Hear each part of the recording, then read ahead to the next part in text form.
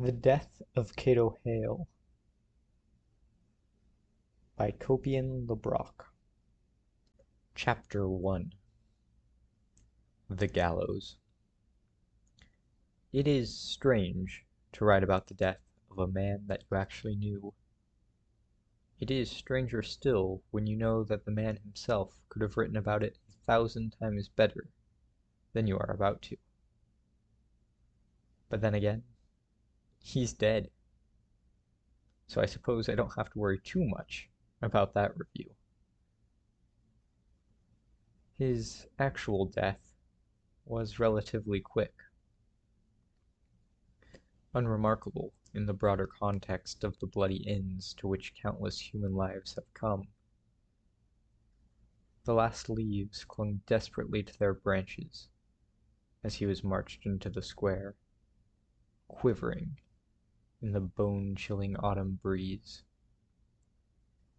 He was flanked by two darkly clad forms, machines of men who had neither compunction nor eagerness about their actions, simply the cold routine that one adopts when carrying out a task which is nothing more than a formality. Their cold steps echoed in the frigid, empty square as they approached the roughly constructed wooden harbinger that had been erected at its center. He didn't struggle. By then, there wasn't enough left of him to struggle. Cato Hale had not been a large man at the best of times, and the ease with which he was dragged along made it clear that these were not the best of times. He didn't struggle, but he didn't help either.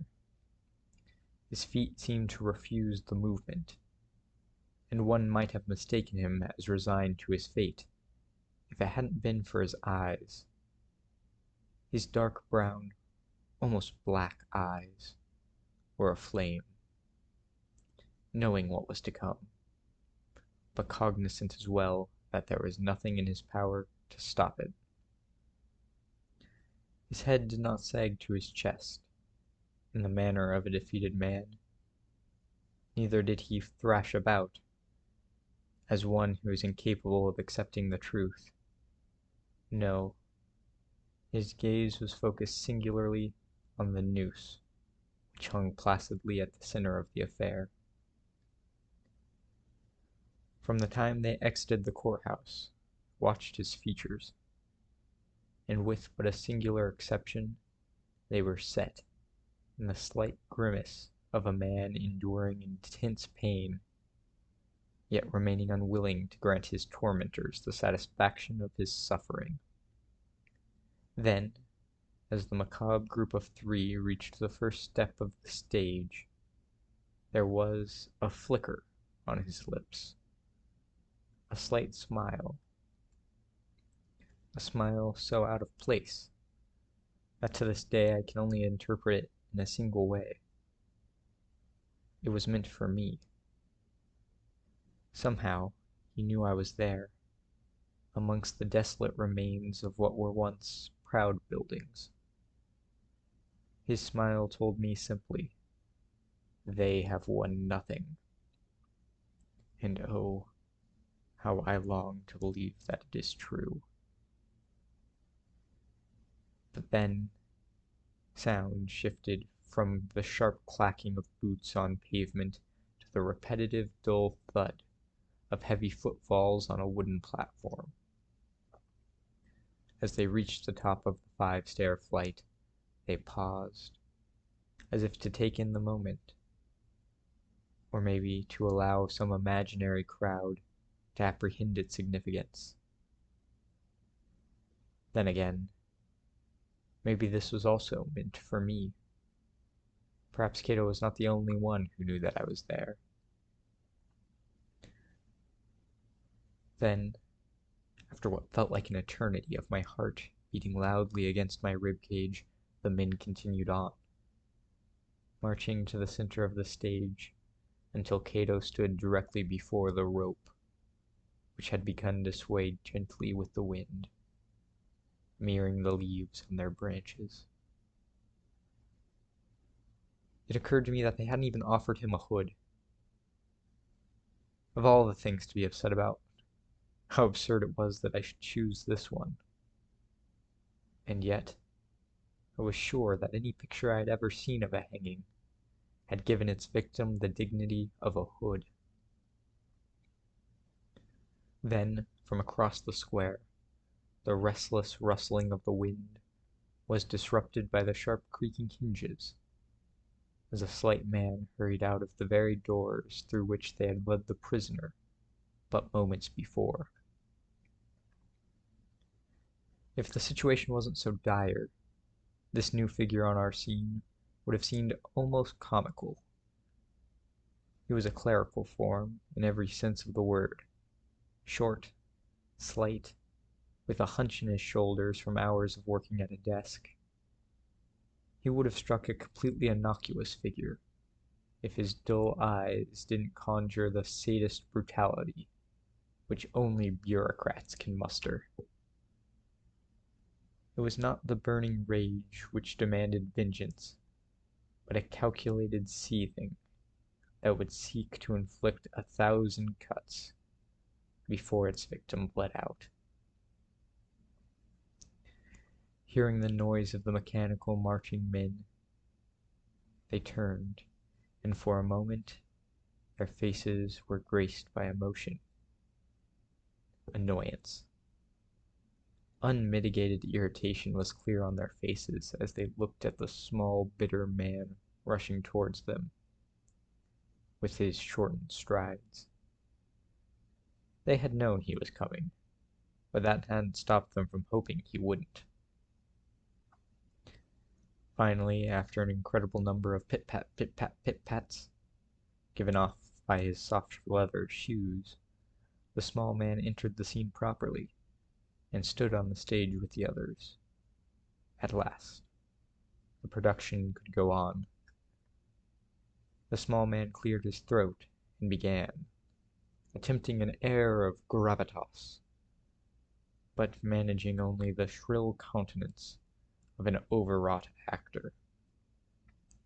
I don't remember precisely what he said, but I can only imagine is because in the final evaluation it amounted to nothing.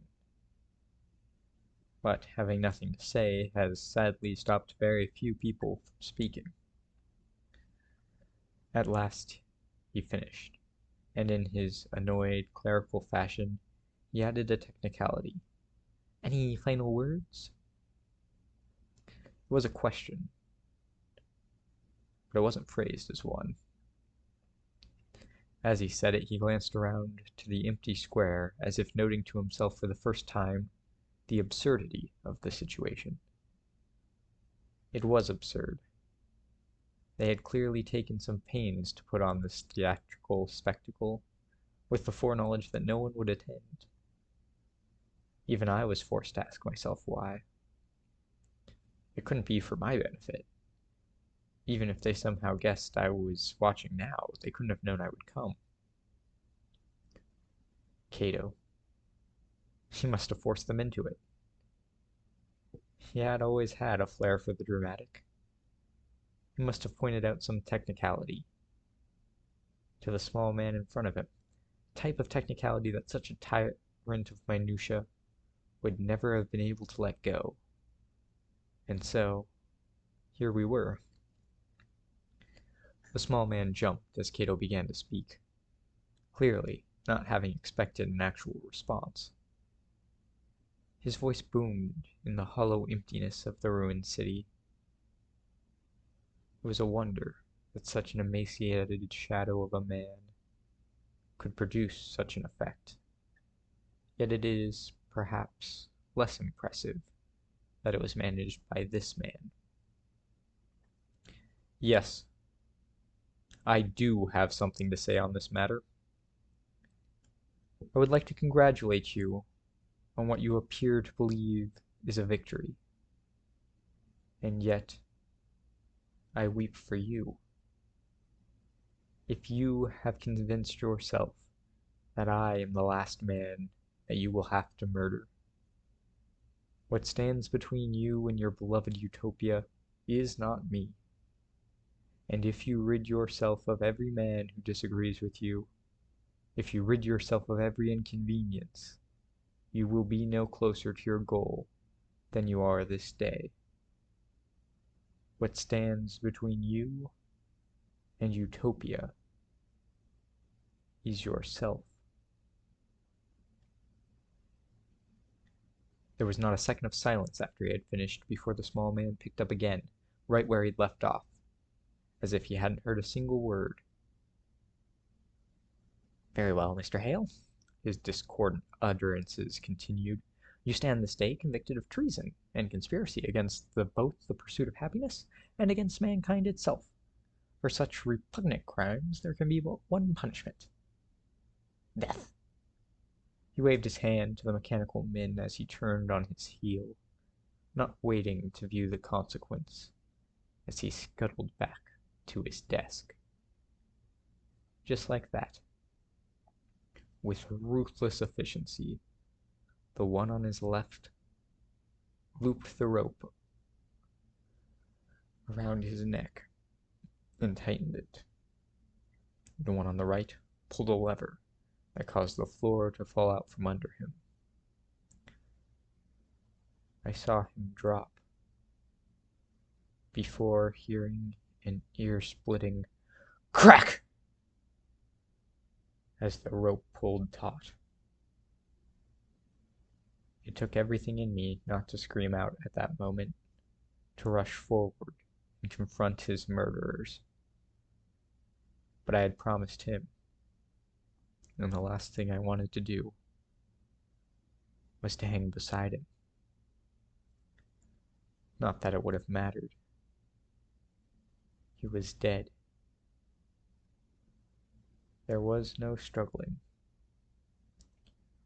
The fall had snapped his neck.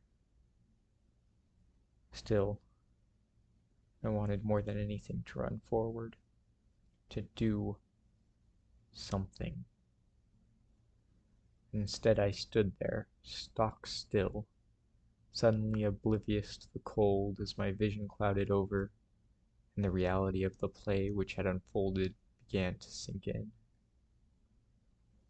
I stood there as tears rolled down my cheeks, daring not to sob for fear that one of those beasts who cloaked themselves in order, pretending to be men, might hear me. I don't know how long I stood there. I don't remember them taking the body away. All I remember is it being gone, is him being gone.